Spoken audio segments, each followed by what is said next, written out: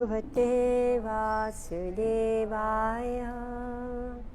ॐ नमो भगवते वासुदेवाय। ॐ नमो भगवते वासुदेवाय। नारायणं नमस्कृत्य नरं चैव नरोत्तमं देवीं सरस्वतीं व्यासं ततो जयमुदीरयेत्। नष्टप्रायेषु भद्रेषु नित्यं भागवतसेवया भगवती उत्तमा श्लोके भक्तिर्भवति नैष्टिकी।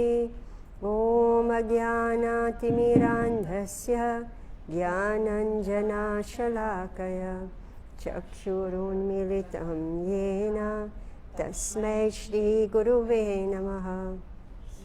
चैतन्यमनोभीष्टं स्थापितं येन भूतले स्वयं रूपा कदा मह्यं ददाति स्वापदान्तिकं। वन्देऽहं श्रीगुरो श्रीयुतापदकमलं श्रीगुरून् वैष्णवांश्च। श्रीरूपं साग्रजातं सहगना रघुनाथं वितं तं सजीवं साद्वैतं सावधूतं परिजनसहितं कृष्णचैतन्यदेवं श्रीराधा कृष्णपदान् सहगना ललिता श्रीविशाखान्वितंश्च। हे कृष्ण करुणा सिन्धु दीनबन्धो जगत्पते गोपेश गोपिका कान्त राधाकान्त नमस्तुते। तप्तकाञ्चन गौराङ्गी राधे वृन्दावनेश्वरी वृषभानुसुते देवी प्रणमामि हरिप्रिये। वाञ्छकल्पतरुभ्यश्च कृपासिन्धुभ्य एव च पतितानां पावनेभ्यो वैष्णवेभ्यो नमो नमः। जय श्री कृष्ण चैतन्य प्रभु नित्यानंद श्री अद्वैत गदाधर श्रीवासादि गौरभक्तवृंद। हरे कृष्ण कृष्ण कृष्ण हरे हरे हरे राम राम राम हरे हरे।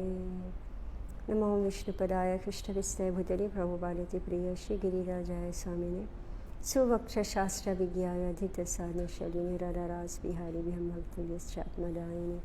नमो विष्णुपदाय कृष्णविष्णवे भूतले श्रीमते भक्तिवेदांत स्वामिति नामिने। नमस्ते सारस्वती देवी गौरवाणी प्रचारिणे निर्विशेष शून्यवादी पाश्चात्यादेशतारिणे।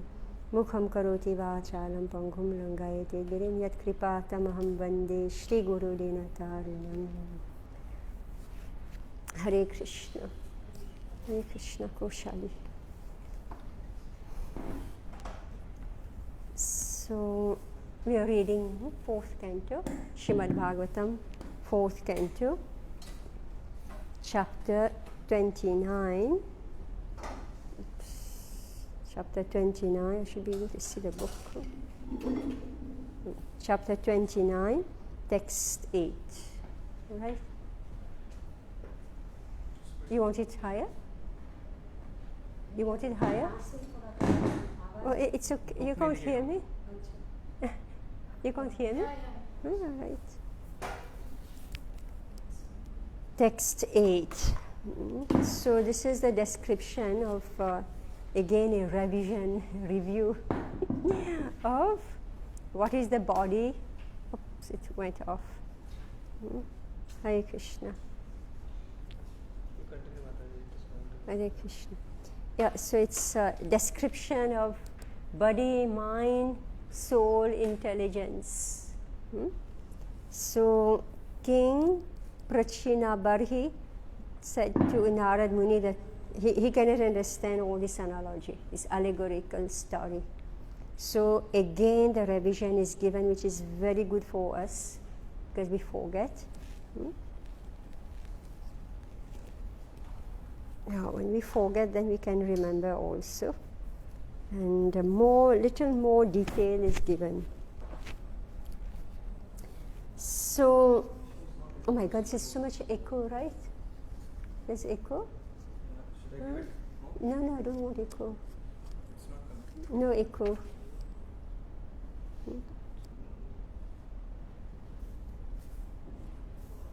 Let's see.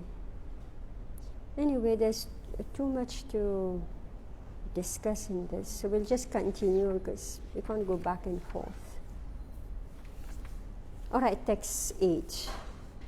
Akshini nasike karnau mukham shishna gudhaviti dve dve dvara bahiryati yastad indriya samyutaha. Translation by Surendra Shantulka. The eyes, nostrils and ears are pairs of gates situated in one place. The mouth, genital and rectum are also different gates. Being placed into a body having these 9 gates, the living entity acts externally in the material world and enjoys sense objects like form and taste. Upward. Not being aware of his spiritual position, the living entity directed by the mind moves out through the 9 gates to enjoy material objects. Because of long association with the material objects, he forgets his real spiritual activity and is thus misled. The entire world is going on being misled by the so-called leaders, like scientists and philosophers, who have no knowledge of the spirit soul. Thus, the conditioned soul becomes more and more entangled. Text 9. Akshini nasike asyam iti pancha pura kritaha dakshina dakshina karna uttara chotara smritaha paschime ityadho dvaro gudam shishnam ihochate.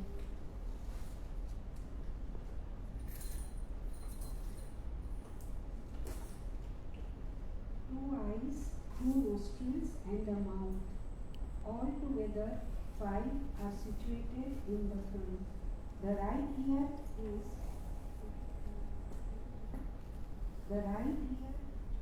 is accepted as the southern gate, and the left ear is the northern gate. The 2 holes or gates situated in the west are known as the rectum and genital. Of all sides, the eastern is considered most important, primarily because the sun rises from that direction. The gates on the eastern side, the eyes, nose and mouth, are thus very important gates in the body. So eyes, nose and mouth. Our eyes, the nose and the mouth. These are eastern gates. Right ear is south and left ear is north. Khadota vinirmukhe chatra netre ekatra nirmite rupam viprajitam tabhyam vichaste chakshusheshwaraha. The 2 gates named Khadyota and Avirmukhi, which have been spoken of, are the 2 eyes side by side in one place. The town named Viprajita should be understood as form. In this way, the 2 eyes are always engaged in seeing different kinds of forms. The 2 eyes are attracted by brilliant things like light. Sometimes we find that little insects are attracted by the brightness of fire and thus enter into it. Similarly, the 2 eyes of the living entities are attracted by bright and beautiful forms. They are entangled in these forms exactly as the insect becomes attracted to fire. Text 11. Nalini nalini nase gandha saurabha uchyate grano vadhuto mukhasyam vipano vagrasah vitrasaha. Is it on? Is it on?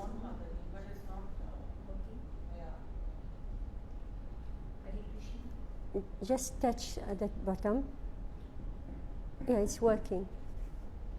The 2 doors named Nalini and Nalini should be known as the two nostrils, and the city named Solomon represents Eloma. The comparison spoken of in Avadut is the sense of smell. The door called Mukhya is the mouth, and the Vipan is the faculty of speech. Rasna is the sense of taste. The word Avadhuto means most free. A person is not under the rules and regulations of any injunction when he has situated the stage of Avadhuta. In other words, he can act as he likes.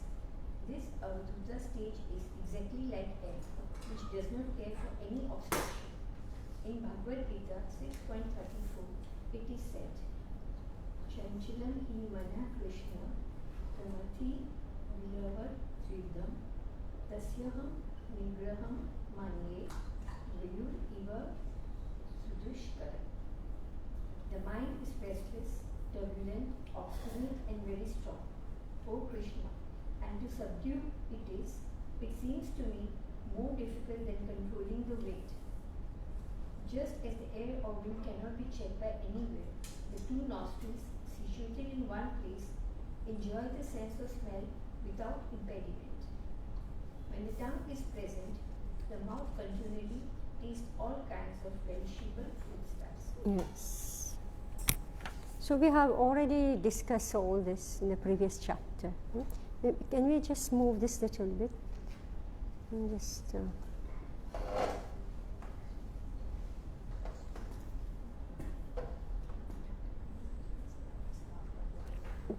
pray on me.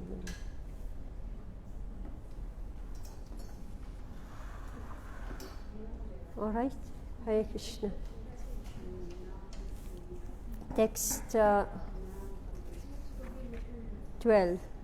Apano vyavaharotra chitramandho bahudanam pitruhu dakshina karna uttaro devahu smritaha.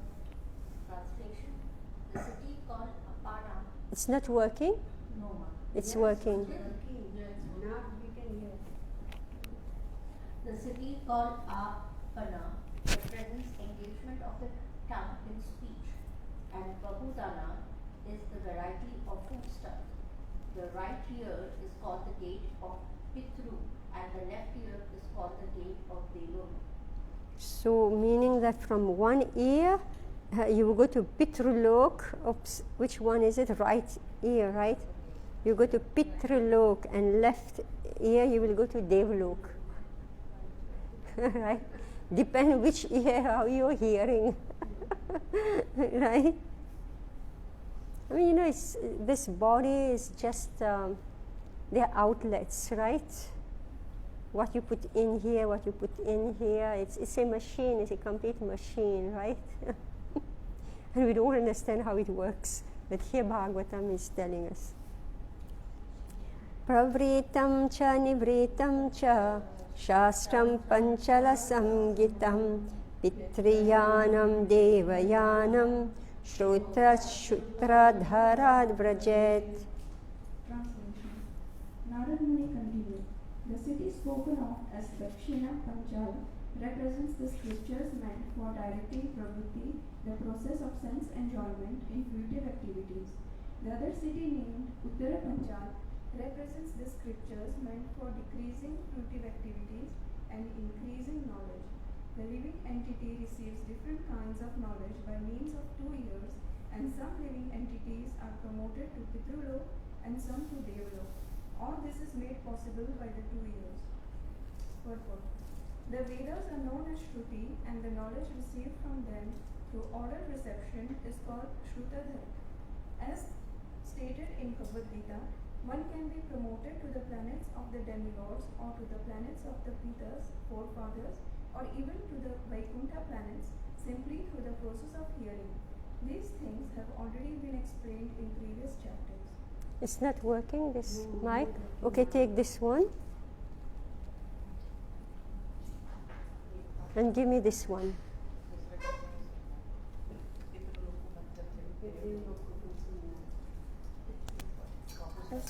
Yeah, one. Hare Krishna. Hare Krishna. Hare Krishna. Just call this, tell him to fix this mic. No, because, I think we'll switch off the AC. sorry? They will suffocate then, you know. I know, otherwise, Hare Krishna. Yeah, she's calling. But you can hear my voice, right? You can't hear my voice? Yeah, we'll go on. Yeah. That's why I'm taking this. Okay, Narad Muni continues. So we are on text 14. Asuri medram arvak dwar vyavayo graminam ratihi upastho durmada prokto niritir guda uchate. Translation: the city calls. Hare Krishna. Mine. Hare Krishna. Hare Krishna. Hare Krishna. Hare Krishna. Hare Krishna. Hare Krishna. No, मैंने change कर दिया है. I changed it. Just fix this one for me, because when we are moving that one, it's not working. Because everything is loose.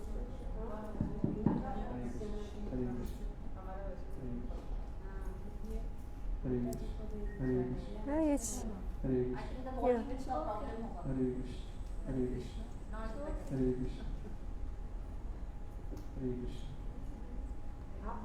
Hare Krishna. No. This is for you. No, they are just saying to exchange the mic because. I exchanged the mic. I gave mine to them. All right. I just need this because they're moving around, and this is creating problem. This is more steady. Hare Krishna. That's fine. That's fine. All right. Hare Krishna.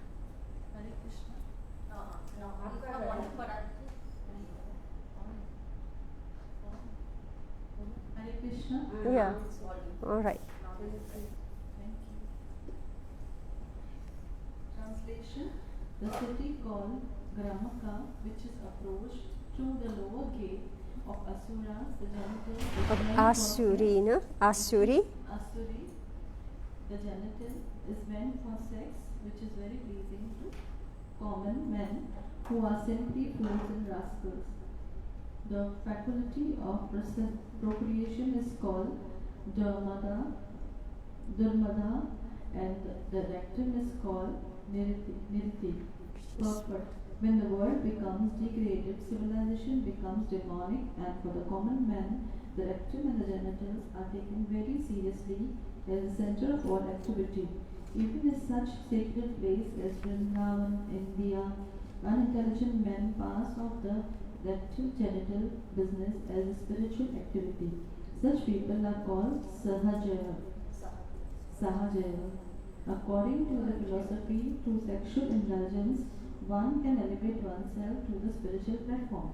From this verse of Srimad Bhagavatam, however, we can understand that the desire for sexual satisfaction are meant for the Arvaka, the lowest among men.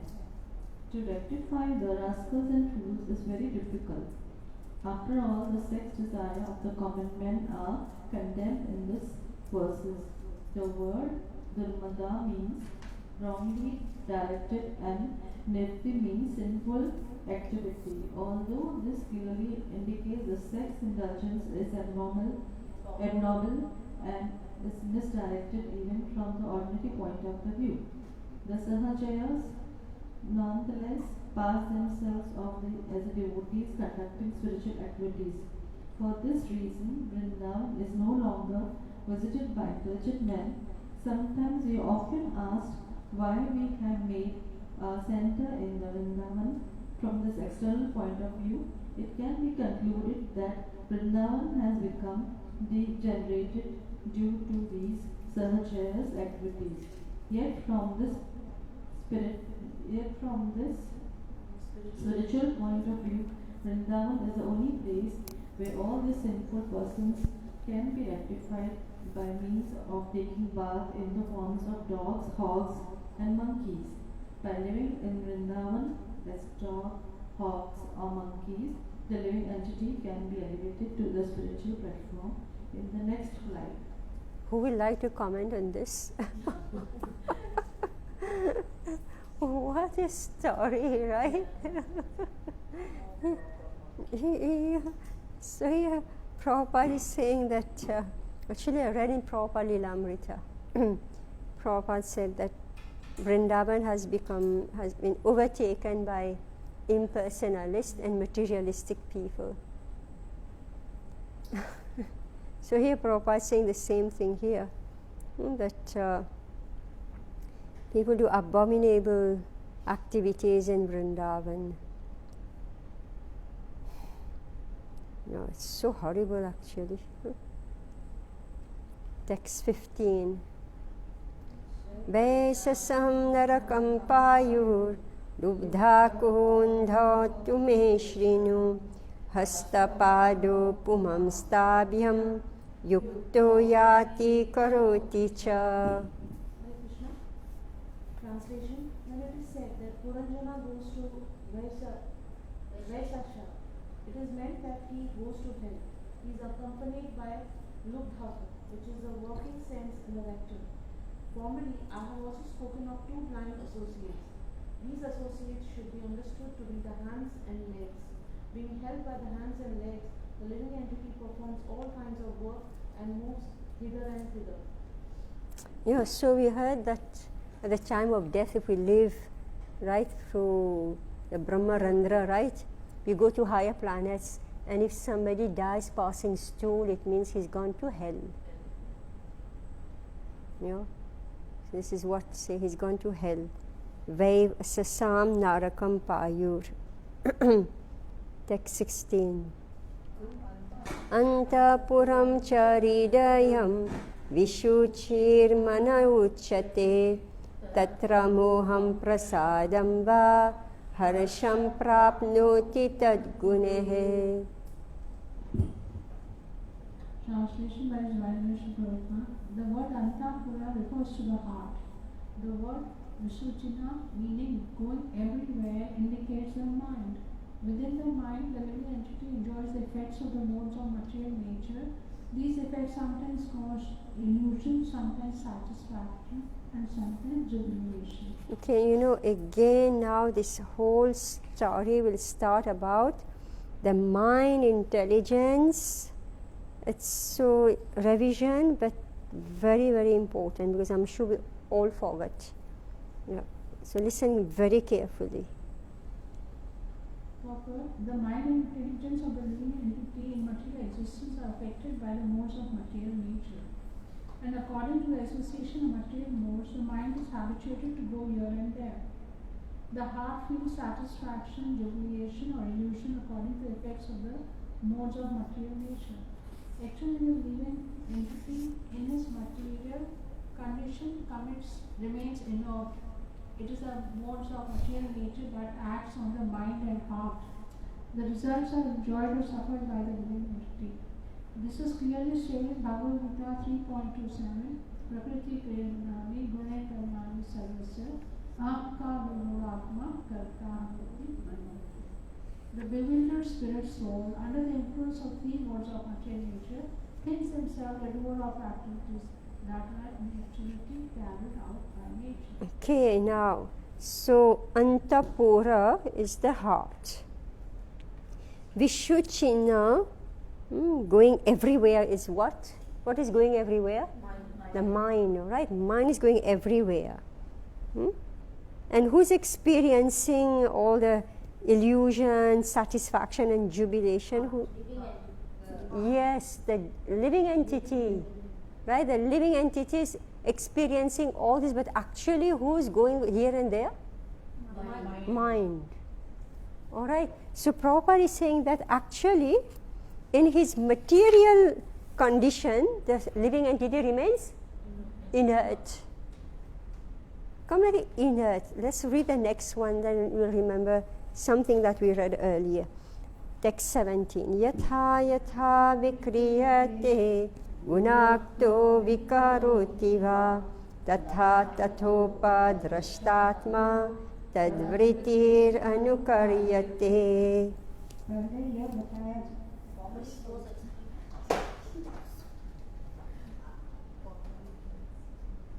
Formally, it was explained that the queen is one's intelligence, while one is awake or asleep. That intelligence creates different situations. Being influenced by contaminated intelligence, the living entity envisions something and simply imitates the actions and reactions of his intelligence. The queen of Puranjan is described here as intelligent itself. Intelligent acts both in the dream state and in the waking state, but it is contaminated by the three modes of material nature. Since the intelligence is contaminated, the living entity is also contaminated. In the conditioned state, the living entity acts according to his contaminated intelligence.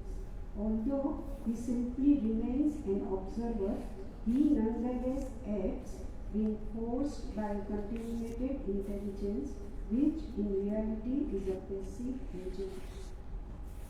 Yeah, I'm just looking for this famous section that we read, what this living entity was doing. You remember that description of how,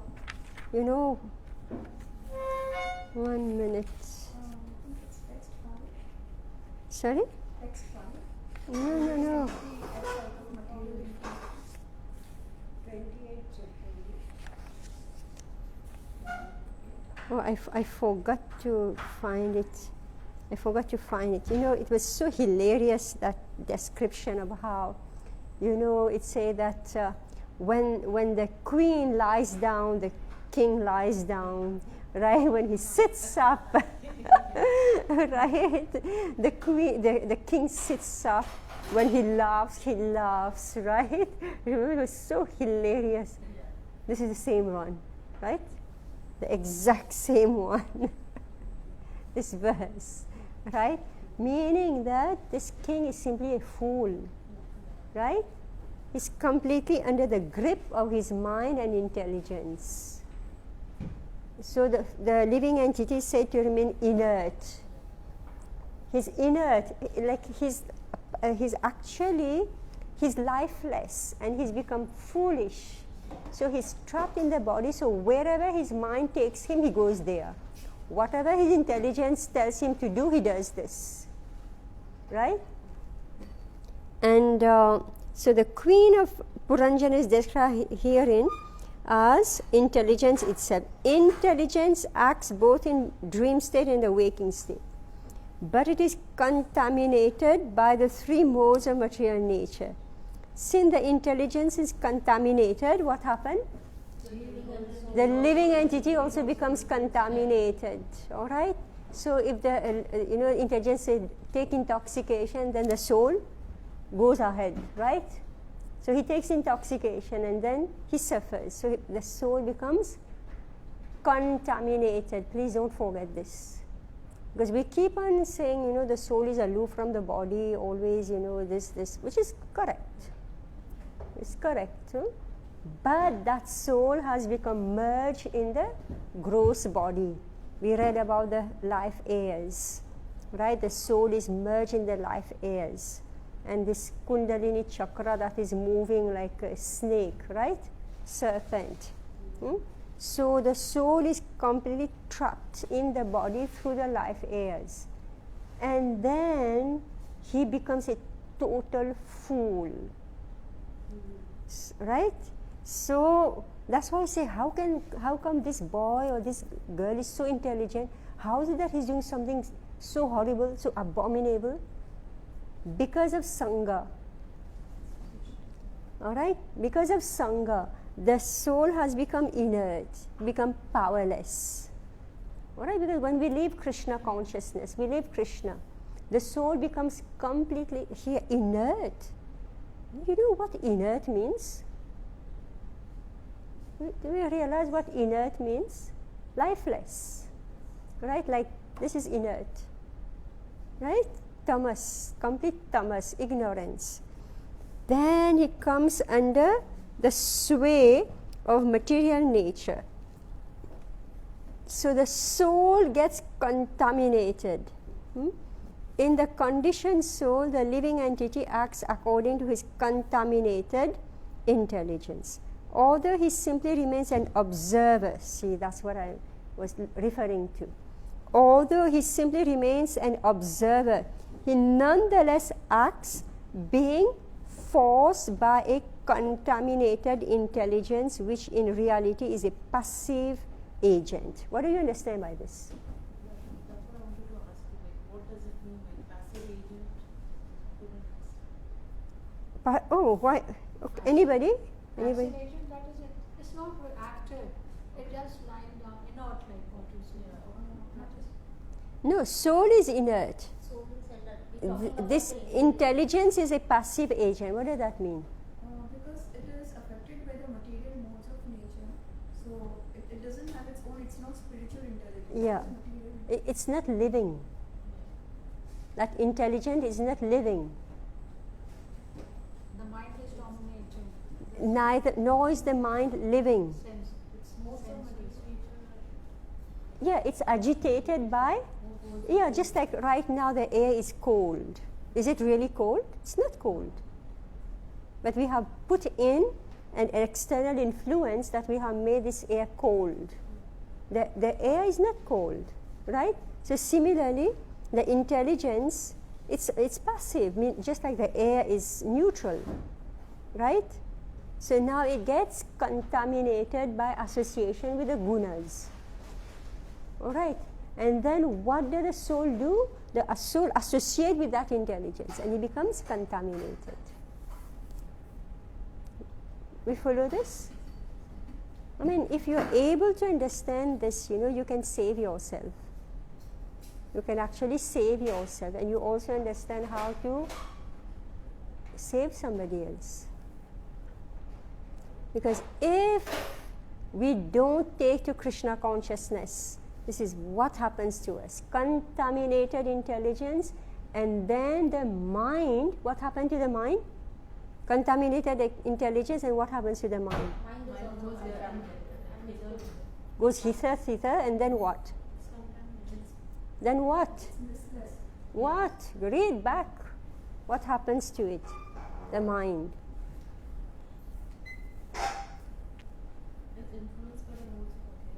Yeah, so it gets influenced, then what? What's the effect? It causes sometimes illusion, sometimes satisfaction, and sometimes joy. Yes. Now you understand your life? Sometimes you're happy. Sometimes you're, in distress. Sometimes you're satisfied. Sometimes you're in illusion. So this is the whole play of life. Happy, distress, illusion, jubilation. What is going on here? It is only the mind. It's only the mind in association with the contaminated intelligence. And who is experiencing the whole thing? The living entity. All right? Understand? So sad. Right? A huge disaster has fallen upon this Jeev. A super huge disaster. So that's how, we go it's like yo-yo, right? Sometimes happy, sometimes down, right? And then you do all types of sinful activities just to become happy. So why do we do sinful activities? Because they're contaminated intelligence. All right. 18 to 20. Deho ratastvindriyasva samvatsaro rayogatihi dvikarma chakras triguna dvaja panchasu bandhura manorashmi buddhi suto rinnido dvanda kubaraha panchendriyatha prakshepa saptadhatu varutakaha Akutir-vikramo bahyo mriga-trishnam pradhavati ekadasendriya chamuhu panchashuno vinodakrit. Narad Muni continued. What I referred to as the chariot was in actuality the body. The senses are the horses that pull that chariot. As time passes year after year, these horses run without obstruction. But in fact, they make no progress. Pious and impious activities are the two wheels of the chariot. The three modes of material nature are the chariot's flags. The 5 types of life air constitutes the living entity's bondage, and the mind is considered to be the goal. Intelligence is the chariot driver, the heart is the sitting place in the chariot, and the dualities of life, such as pleasure and pain, are the mounting place. The 7 elements are the covering of the chariots, and the working senses are the 5 external processes. The 11 senses are the soldiers, being engrossed in sense enjoyment. The living entity seated on the chariot hankers after fulfillment of his false desires and runs after sense enjoyment life after life. Okay, so now, so comes this. Anyway, we've been through all this. I don't think I'm going to discuss this again. Everybody knows this, right? The chariot, the wheels. So what are the wheels? Yes, so the chariot is moving, and what's going on? Time is passing, right? What's happening? The chariot is moving and time is passing. And these horses run without any obstruction. Yes, and what's the outcome? No progress. No progress. Right? This is our life. This is our life. We have every day, whenever I call somebody, Maharaj, I'm very busy. Right? Doing what? Right? Doing what? Very busy, no obstruction, right? I'm running fast speed. And here, say, zero progress. Why zero progress? Because you leave one body, again you have to take another body, so where's the progress? Right? Because again you're going to run on your wheels. Right? The chariot again, you become old. Now the legs are not working. We heard last week the free legs, right? The free-legged entities, right? So then again we come on 4 legs, right? Right? Then we start standing. Then we'll run. We go on running, and again 3 legs, right? Again 4 legs, right? So no progress. Real progress is explained in Bhagavad Gita. What is it? Tyaktva deham punah janma naiti. One makes real progress when he doesn't have to take on another material body. Eta Brahmananda Bhari Ananta Jiva Gana Chaurasi Laksha Yonite Karaye Brahmana. The living entity is wandering throughout the entire universe and taking birth in different species on different planets. Thus he moves up and down, but that is not the real progress. Real progress is getting out of this material world altogether. So up and down, Brahma Bhuvana Loka, Punaravartino Arjuna, Mamupetya tu Konteya, Punarjanma na vidyate. What does this mean? The highest planet in the material world down to the lowest, all are places of misery wherein repeated birth and death take place. But one who attains to my abode, O son of Kunti, never takes birth again. Yes, so Prabhupada explained this. Being illusion, he thinks he's making progress. How? Alright? How? He is like an airplane encircling the earth day and night, incapable of leaving the earth's gravitational field. Factually, there is no progress because the airplane is conditioned by the earth gravity. So, you're going, finally you have to land somewhere, right? You can't just take off. You have to land somewhere. Just as a king is seated on a chariot, the living entity is seated in the body. Now, where's the sitting place? The heart. So he's sitting there and engages in the struggle for existence.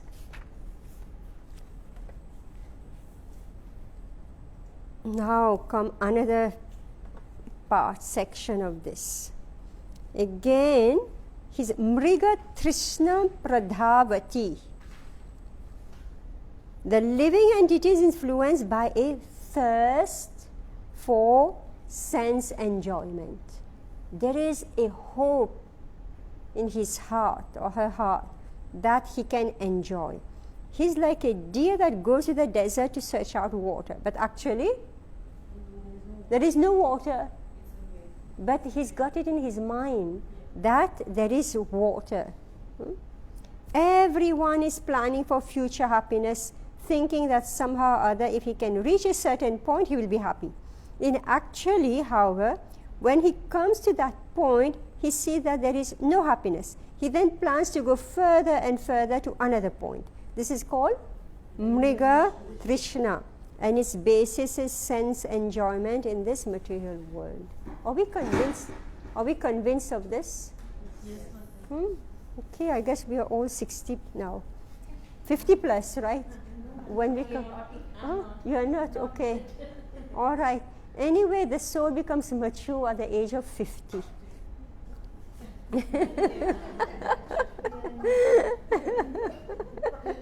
All right. All right. Yeah. Anyway, so by reading Shastra, we have become mature. All right. Text 21.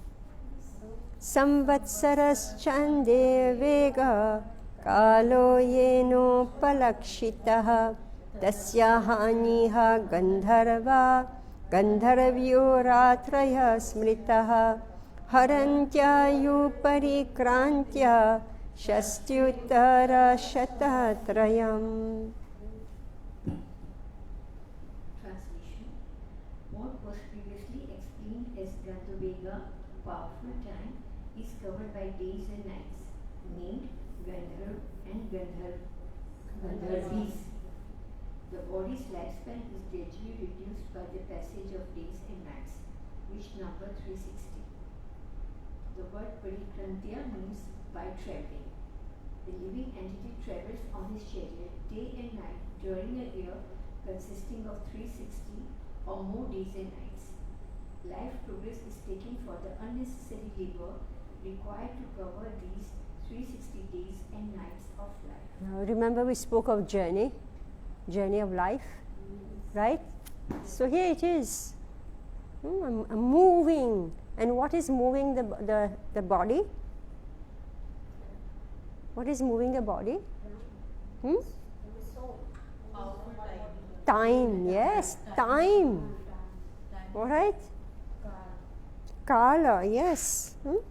What was previously explained as Chanda Veg, powerful time, is covered by days and nights, named Gandharvas and Gandharvis. The body's lifespan is gradually reduced by the passage of days and nights, which number 360. All right. So the journey of life is simply the year. The year is moving, right? That's it. That's my journey. God. 22. Kalakanya jara shakshal lokastam nabhinandati swasaram jagrihe mrityu shayaya yavaneshwaraha. Translation. What was described as Kalakanya should be understood as old age. No one wants to accept old age, but Yavaneshwara, Yavanaraj, who is death, accepts Jara, old age, as his sister. Purport.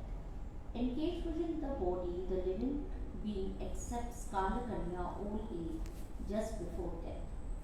Yavaneshwara is the emblem of death. Yamaraj. Before going to the place of Yamaraj, the living entity accepts Jara, old age, the sister of Yamaraj. One is subjected to the influence of Yavanraj and his sister due to impious activity.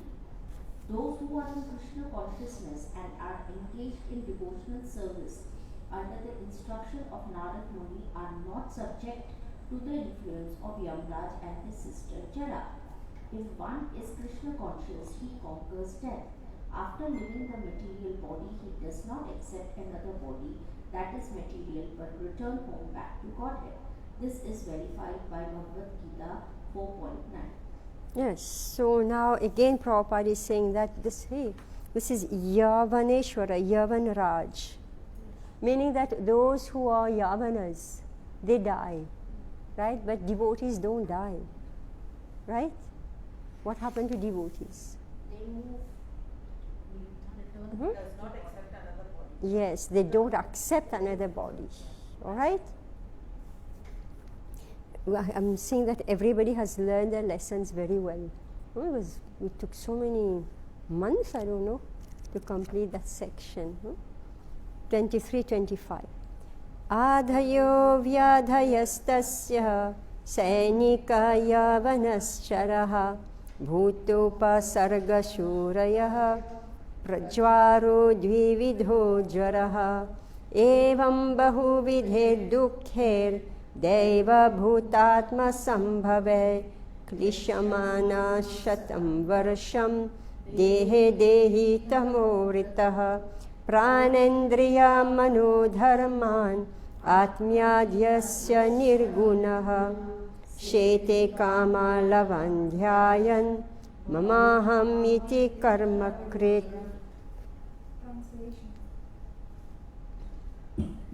Translation. The followers of Yavaneshwara, Yamaraj, are called the soldiers of death, and they are known as the various types of disturbances that pertain to the body and mind. Prajvara represents the two types of fever, extreme heat and extreme cold, typhoid and pneumonia. The living entity lying down within the body is disturbed by many tribulations pertaining to providence, to other living entities, and to his own body and mind. Despite all kinds of tribulations, the living entity, subjected to the necessities of the body, mind and senses, and suffering from various types of disease, is carried away by many plants due to his lust to enjoy the world. Although transcendental to this material existence, the living entity, out of ignorance, accepts all these material miseries under the pretext of false egoism, I and mine. In this way, he lives for 100 years within this body. Purport. Thus it is stated, Asangoya Ayam Purusha. The living entity is actually separate from material existence, for the soul is not material. In Bhagavad Gita, it is also said that the entity is the superior energy and the material elements, earth, water, fire, air, and so on, are the inferior energy. The material elements are also described as bhinna or separated energy. When the internal or superior energy comes in contact with the external energy, it is subjected to so many tribulations. In Bhagavad Gita 2.14, the Lord also says, Matra sparshas kaunteya shitoshana sukha dukkha. Because of the material body, the living entity is subjected to many tribulations brought about by air, water, fire, extreme heat, extreme cold, sunshine, excessive eating, unhealthy food, maladjustments of the three elements of the body, kapha, pitta and vayu, and so on. The intestines, the throat, the brain, and the other parts of the body are affected by all kinds of diseases that are so powerful that they become sources of extreme suffering for the living entity. The living entity, however, is different from all these material elements. The two types of fever described in this verse can be explained in contemporary language as pneumonia and typhoid. When there is an extreme fever in the body, there is typhoid and pneumonia, and they are described as prajvara. There are also other miseries created by other living entities. The state exacts taxes, and there are also many thieves, rogues, and cheaters. Miseries brought about by other living entities are called adibhautik. There are also miseries in the form of famine, pestilence, scarcity, war, earthquakes, and so on. These are caused by the demigods or other sources beyond our control. Actually, there are many enemies of the living entities, and these are all described to point out how miserable this material existence is. Knowing the basic misery of material existence, one should be induced to get out of the material clutches and return home back to Godhead. Actually, the living entity is not at all happy in this material body. Because of the body, he suffers thirst and hunger and is influenced by the mind, by words, by anger, by the belly, by the genitals, and by the rectum, and so on. Manifold miseries encircle the transcendental living entity simply because he desires to satisfy his senses in this material world. If he simply withdraws from activities of sense gratification and applies his senses in the service of the Lord, all the problems of material existence will immediately diminish. With the advancement of Krishna consciousness, he will be freed from all tribulations, and after giving up the body, he will go back home, back to God. Okay, I think Prabhupada has given a very nice overview of life, right? Disease, I mean, especially the disease, right? We are all, everybody's dying, right? We're witnessing people die. So complete description is given here. So whenever, we are going through it or somebody is going through it, just pick up, all right? Okay, just pick this up. God, how we suffer before death, right? Cancer, this, that, God knows what, right? And so everything is described here. This is theory written in the books. But everybody knows what the body goes through. So why so much misery? Who can tell me?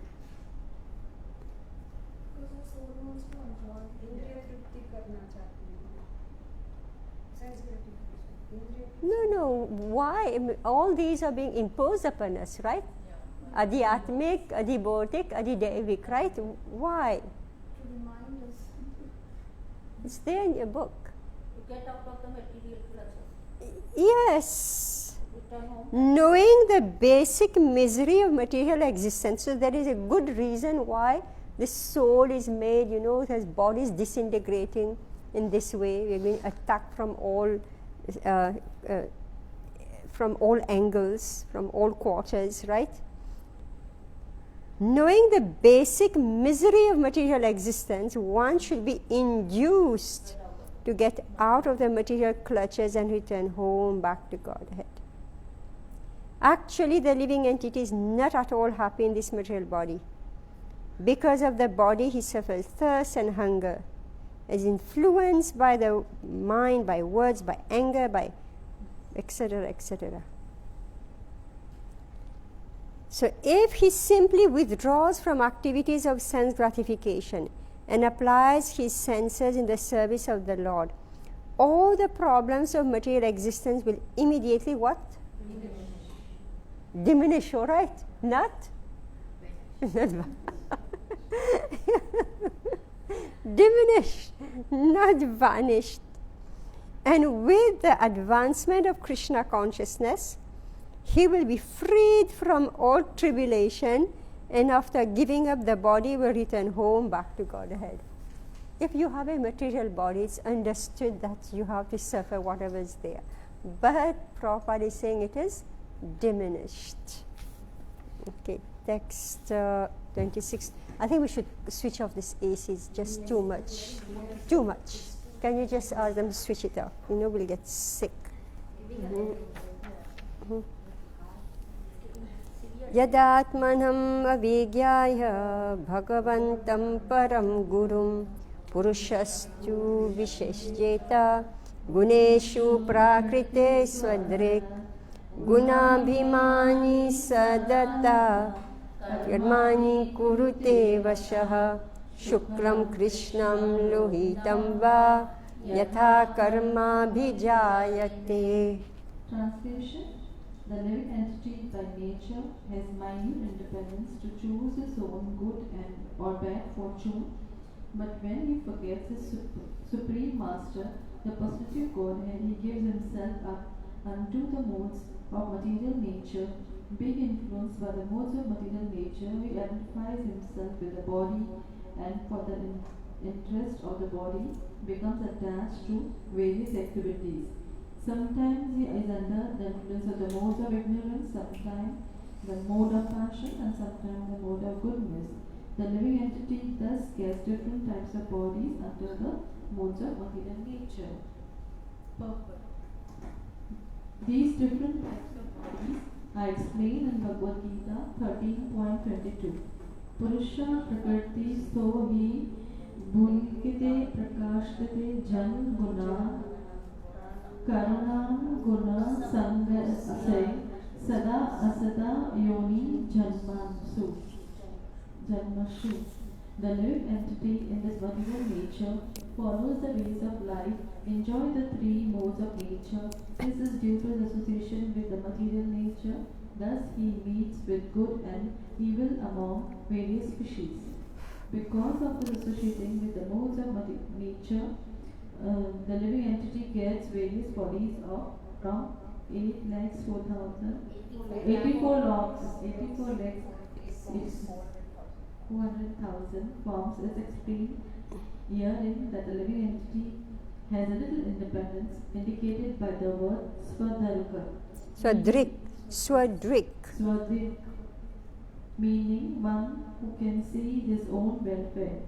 The living entity constitutional position is very minute and he can be misled in his choice. He may choose to imitate the Supreme Personality of Godhead. A servant may desire to start his own business and imitate his master, and when he chooses to do so, he may leave the protection of his master. Sometimes he is a failure and sometimes he is successful. Similarly, the living entity, part and parcel of Krishna, starts his own business to compete with the Lord. There are many competitors out to attain the Lord position, but to become the Lord is not at all possible. Thus, there are great strugglers for existence with the material world as different parties try to imitate the Lord. Material bondage is caused by deviation from the service of the Lord, an attempt to imitate Him.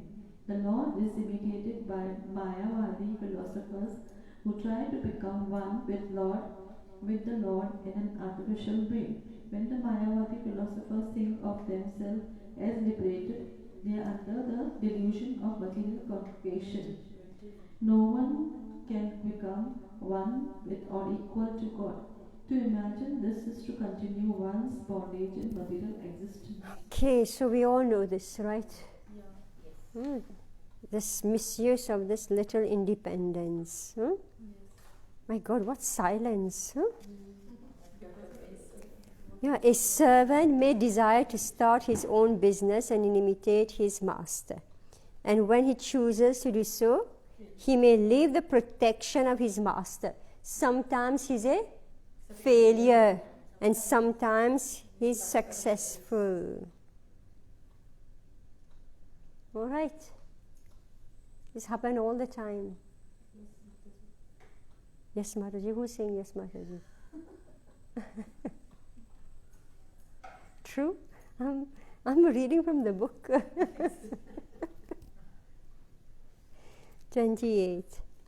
Shuklat prakasha bhuyishthal lokanapnoti karhichid dukho darkan kriyayasam tamashok taktan kvachit. Translation: Those who are situated in the modes of goodness act piously according to Vedic injunctions. Thus they are elevated to the higher planetary systems where the demigods live.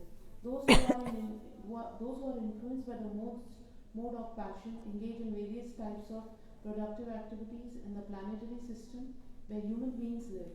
Similarly, those influenced by the mood of darkness are subjected to various types of misery and live in the animal kingdom. Purport. There are three planetary systems, upper, middle and lower.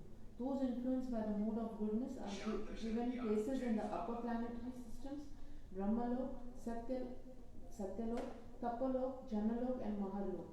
Those influenced by the mode of passion are given places in Bhurlok and Bhuvarlok. Those influenced by the mode of ignorance are given places in Atala, Vitala, Sutala, Talatala, Talatala, Mahatala, Rasatala, Patala or the animal kingdom.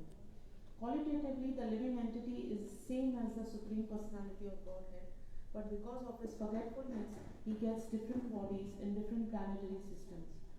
At the present moment, human society is overly influenced by the mode of passion, and consequently people are engaged in working in big factories.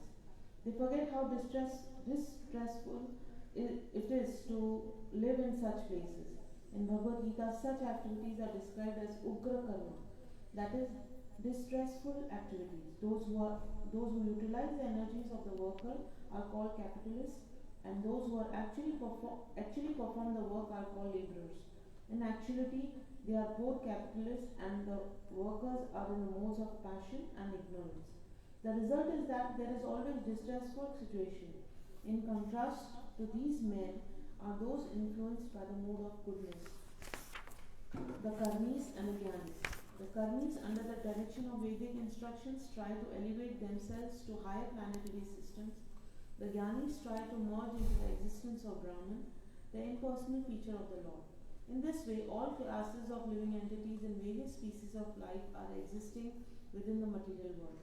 This explains superior and inferior life forms within the material world. We know this? We know this. Text 29. Kvachit puman kvachit chastri, kvachinno bhayamandhadhe, devo manushyastiryagva, yatha karma gumam bhavaha. Translation.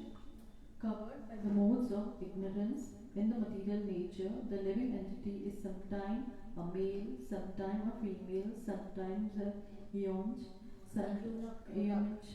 sometimes a human being, sometimes a demigod, sometimes a bird, an animal, and so on. In this way, he is wandering within this material world. His acceptance of the different types of bodies is brought about by his activities under the influence of modes of nature. Purport. Actually, the living entity is part and parcel of the Lord, therefore he is spiritual in quality. The living entity is never material, and his material conception is simply a mistake due to forgetfulness. He is brilliant as the Supreme Personality of Godhead. Both the sun and the sunshine are very brilliant. The Lord is the sun, full shining sun, and the living entity are like the small particles of the sun, which constitute the all-pervasive sunshine. When these small particles are covered by the cloud of Maya, they lose their shining capacity.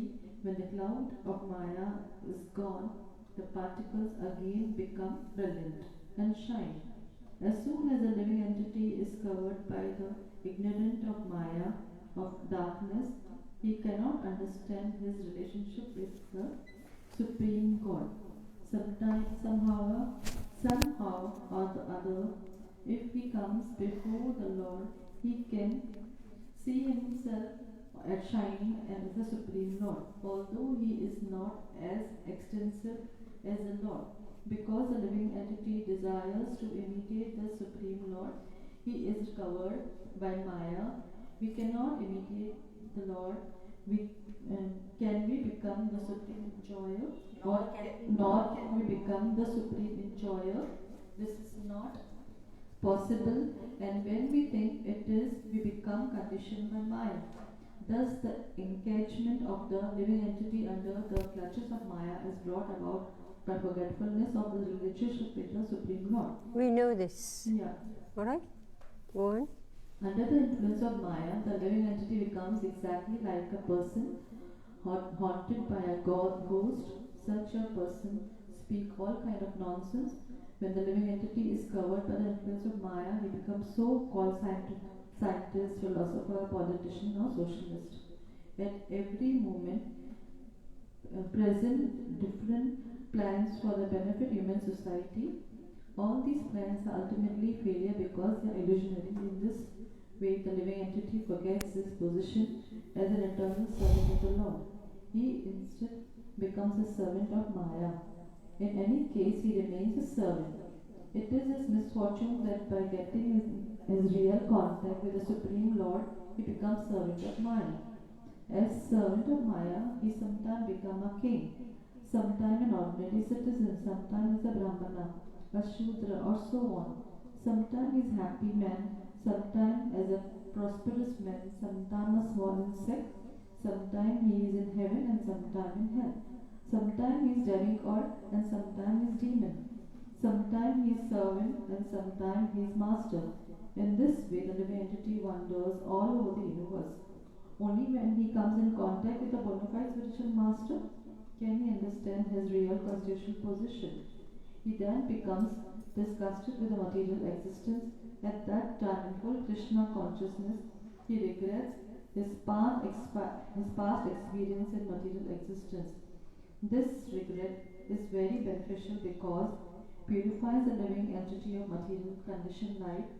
He then prays to the Lord to engage in his service, and at the same time Krishna grants liberation from the clutches of Maya. Lord Krishna explained in Bhagavad Gita 7.14, Deve hi eka guna mayi mama maya duratoya mama eva ye prapteyante maya itam parante te. This divine energy of mind, consisting of three modes of material nature, is difficult to overcome. But those who have surrendered unto me can easily cross beyond it. Only with the grace of Krishna can one get out of clutches of Maya. It's not possible to get out by mental speculation or other activities. When the living entity understands his real position by the grace of Krishna, he keeps himself always fit in Krishna consciousness and acts accordingly. Thus he gradually becomes completely free from clutches of Maya. When he is coming in Krishna consciousness, when he is strong in Krishna consciousness, Maya cannot touch him. In this way, in this association of Krishna consciousness, devotee, the living entity, can get free from the contamination of material existence. In this connection, Sri Krishna Dasa Kaviraja Goswami says, Tate Krishna Vaje Kare Gunara Seva Gurura Seva Maya Jala Chute Paya Krishna Charano. In this Krishna consciousness state, the living entity engages in devotional service under the direction of spiritual master. In this way, he gets out of the clutches of Maya and takes shelter under his lotus feet of Krishna. Chaitanya Charitamrita, Madhya 22.25. 30, 31, this will be the last one. No? Kshutparito yatha dina sarameyo griham griham charan vindati yaddishtam dandam odanam eva va jiva uchavacha patha brahman uparyadho va madhyeva yati dishtam pariyapriyam. Translation. The living entity is exactly like a dog who, overcome with hunger, goes from door to door for some food. According to his destiny, he sometimes receives punishment and is driven out, and at other times receives a little food to eat. Similarly, the living entity, being influenced by so many desires, wanders in different species of life according to destiny. Sometimes he is high and sometimes he is low. Sometimes he goes to heavenly planets and sometimes to hell, sometimes to the middle planets, and so on. Purport. The living entity's position is herein likened to a dog's. By chance, a dog may have a very rich owner, and by chance he may become a street dog. As the dog of a rich man, he will live very opulently. Sometimes in Western countries, we hear of a master leaving millions of dollars to a dog in his will. Of course, there are many dogs loitering in the street without food. Therefore, to liken the conditional existence of the living entity to that of a dog is very appropriate. An intelligent human being, however, can understand that if he has to live the life of a dog, he had best become Krishna's dog. In the material world, a dog is sometimes elevated and is sometimes on the street, but in the spiritual world, Krishna's dog is perpetually, eternally happy. Srila Bhaktivinoda Thakur has therefore sung Vaishnava Thakura Tomara Kukura Baliya Janaha More. In this way, Bhaktivinoda Thakur offers to become a Vaishnava's dog. A dog always keeps himself at his master's door and does not allow any person unfavorable to the master to enter. Similarly, one should engage in the service of a Vaishnava and try to please him in every respect. Unless one does so, he does not make spiritual advancement. Apart from spiritual advancement in the material world, if one does not develop his qualities in goodness, he cannot be promoted to the higher planetary system. As confirmed by Bhagavad Gita 14.18, Urdhvam gachanti sattvastha, madhye tishtanti rajasaha, jankanya guna buddhistha, adho gachanti tamasaha. Those situated in the mode of goodness gradually go upward to the higher planets. Those in the mode of passion live on the earthly planets, and those in the mode of ignorance go down to the hellish worlds. There are many varieties of life in the different planetary systems, and these come about due to the living entities developing his qualities in goodness, passion, and ignorance.